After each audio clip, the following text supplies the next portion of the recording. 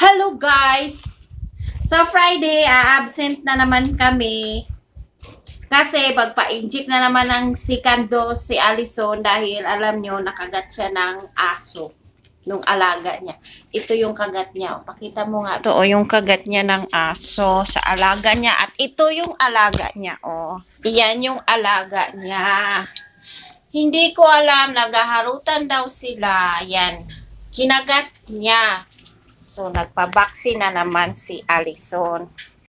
Kahapon, ng madaling araw, pumunta kami doon sa Tracy Hospital, sa General Emilio Aguinaldo Hospital. Nagtanong kami sa guard kung saan yung pa-inject ng anti-rabies. Diyan po kami tinuro sa infectious building. Tapos doon kami pipila dito sa may tent na nakalagay. Pag nakagat kayo ng aso, pupunta kayo doon kung taga dito kayo sa 13 or sa Gentry. Mayroon kasi kami dito sa center, kaso libre sana yun, naubusan ng stock. Dati siya, nung maliit pa siya, nakagat siya ng aso. Sa ano na to kami pumunta sa private, ang mahal doon. Ako 1 plus 1 plus 2 plus 4 plus din yun bawat ano. Tapos nung 2023, nakagat siya yun. Ganong siya pa rin, yung aso na yun. Diyan na kami sa center ng General Tria sa Manggahan. Libre lang yun. Ang nabayaran lang namin is yung anti-tetanus. So ngayon, 2024, January din, nakagat na naman siya, guys, sa alaga niya. Pumunta kami dyan nung Sabado siya kinagat. Tapos, walang center. Kaya po, ano na lang kami, anti-tetanus kami. Nagpaturo kami ng anti-tetanus sa Gina Line-In. Inuna ko na lang siyang magpa-inject ng anti-tetanus nung araw na yon. Tapos, kasi yung kagat naman daw ng aso, pwede naman daw 7 days saka ka magpapa-inject. 100 yung anti-tetanus nila. Tapos nung Monday, pumunta kami sa center dyan sa Manggahan is nawalan pala ng stock. So, inano kami doon sa 13 sa GM daw hospital. So, kailangan daw maaga ka doon kasi ang haba ng pila doon.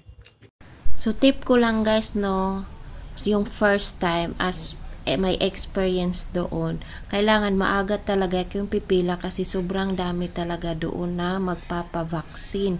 Tapos, pupunta din kayo sa kabilang building, kukuha kayo ng yellow card or white card, tapos magpapalagay na naman kayo ng household number doon sa kabilang building.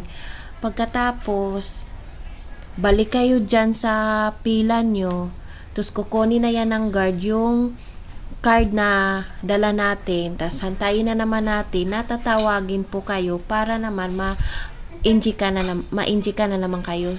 Tapos after that, babayad na naman kayo sa kabilang building, tapos balik na naman kayo doon para makuha na yung card nyo. Ito, kaya itabi nyo pag magpa-inject kayo, na-inject ka na kayo ng aso, itabi nyo. Kasi pag once ma-inject kayo ng aso, maipapakita kayo, booster shot na lang ang i-inject nila sa inyo, hindi na yung 4 na shot. So, kailangan itabi nyo. Ito yung anak ko, 2015, yung baby pa siya, tapos 2023, tapos 2024, yan. Makapal na yung, makapal na yung ano niya. Nadala na daw siya, ayaw na niya mag-ano ng aso at pusa. So, yun lang guys. I-update ko kayo sa bukas. Ay, hindi. Sa Friday pala. Friday yung balik niya. Pang second dose.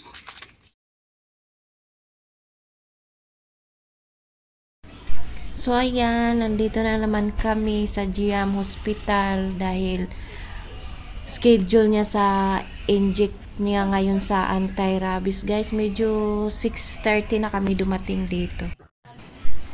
So, ayan, wala pa namang gaanong tao. Kunti pa lang ang nakapila. So, nakaupo kami dito sa second row. Ayan guys, tapos na kaming nagpa-vaccine. Booster shots ang ini-inject sa kanya.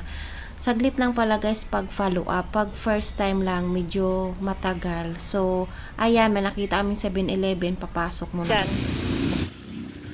Hotdog? Kumain ka na ng hotdog eh.